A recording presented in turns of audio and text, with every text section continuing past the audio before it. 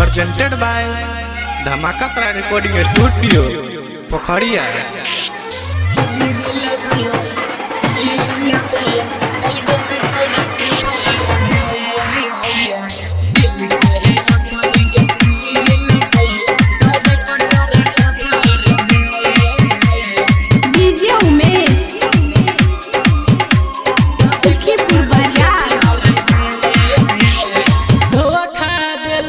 छोड़ी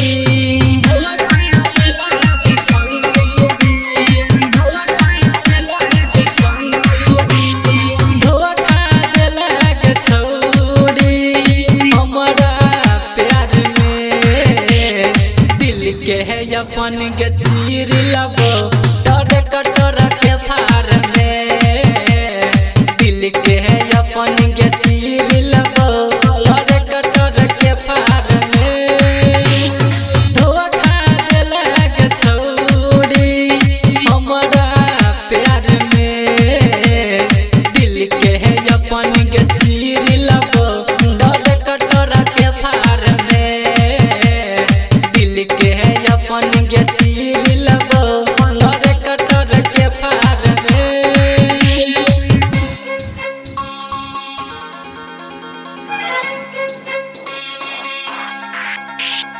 music by DJ Umesh Sukhipur बाजार।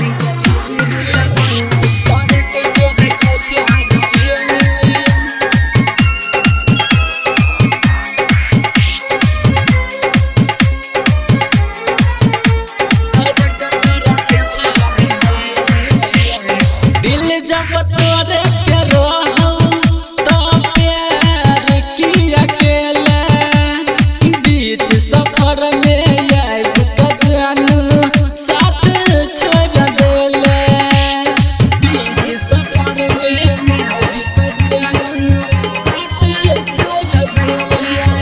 हाँ दिल जब तोरे के रहूं तो प्यार किया अकेला बीच सफर में आइब कजानू साथ छोड़ देले साथ छोड़ देले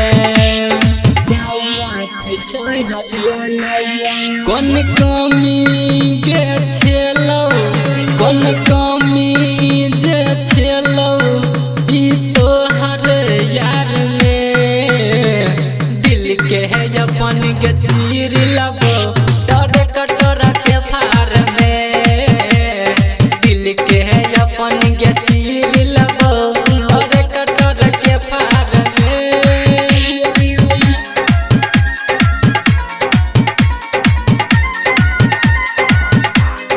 चीर लबो दिल के है अपन चीर लबो चीर लबो तोरे कटोरा के फार में।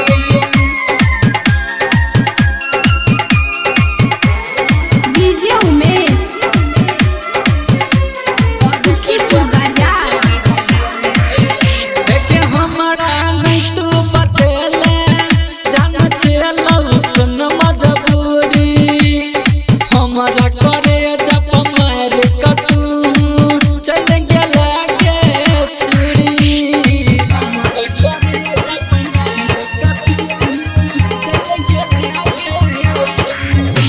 देखे हमरा नहीं तू बतेले जान छेलौ कोन मजबूरी हमरा करे जब मार कटू चल गेला के छुरी चल गेला के छुरी चल गेला के छुरी।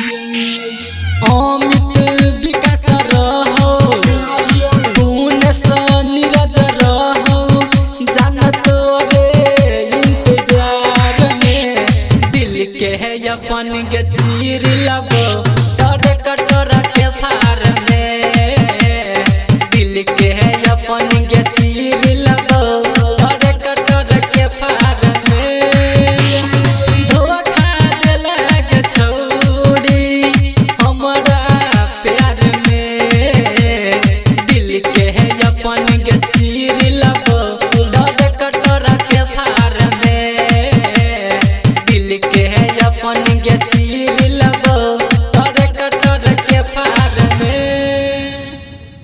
धमाका तराई रिकॉर्डिंग स्टूडियो पोखरिया।